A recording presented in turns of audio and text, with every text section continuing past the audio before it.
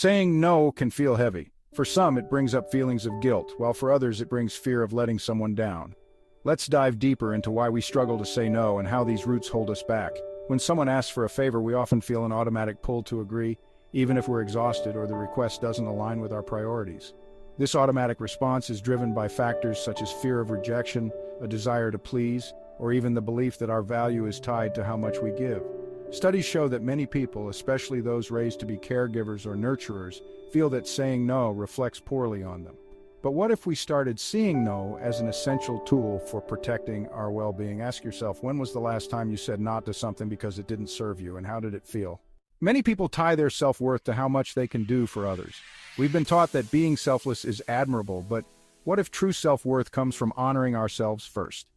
Let's talk about redefining what it means to be worthy. When we say yes to everyone, we may feel valuable and needed, but over time, this drains us. To redefine self-worth, we need to shift from external validation to internal fulfillment.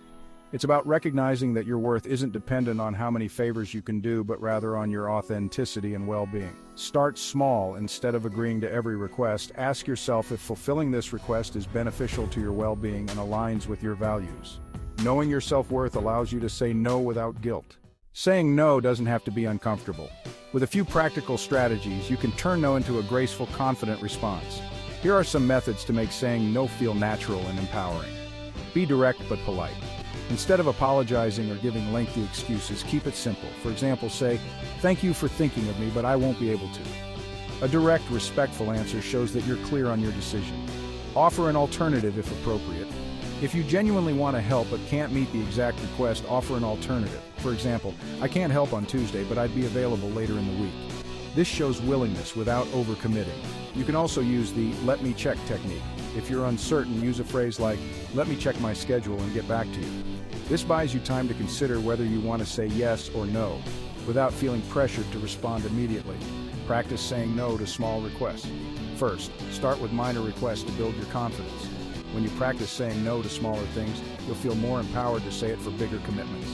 Visualize your ideal schedule. When someone asks for your time, visualize your ideal week. If this request doesn't align with the life you want to create, that's a sign it may be best to decline. Sometimes people won't accept your no easily. They may try to guilt trip you or push back. Knowing how to handle these reactions with grace is essential. Remember, people who don't respect your no are often the ones who benefit most from your yes. Stay calm and firm. For example, if someone persists, say, "I understand this is important to you, but I need to prioritize my own commitments." Keep repeating your stance if necessary. The goal is not to convince them, but to stand by your decision. Practice a calm tone and body language which reinforce your resolve. Over time, people will learn to respect your boundaries. Now let's look at what saying no can bring to your life. Imagine having time for the things you love, feeling energized rather than overwhelmed, and having stronger relationships that respect your boundaries. These are the rewards of mastering the art of saying no. When you embrace saying no as a tool for personal freedom, you gain control over your life. You start to see each no as a gift to yourself, an affirmation that you deserve to choose where you invest your time and energy. Not only does this improve your mental health and reduce stress, but it also leaves room for people, projects, and opportunities that truly align with your values. Your no becomes a pathway to your yes, the yes for things that fulfill you. We've traveled through the reasons we struggle with saying no, the importance of boundaries, and the power of self-worth. We've practiced strategies and learned how to stand firm when met with resistance. Saying no is more than a word. It's a tool for creating a life that respects your time, your energy, and your values. Saying no allows you to say yes to what truly matters. Think of each no as a step towards self-respect and clarity. With every no that aligns with your true priorities, you'll feel lighter, more empowered, and more at peace.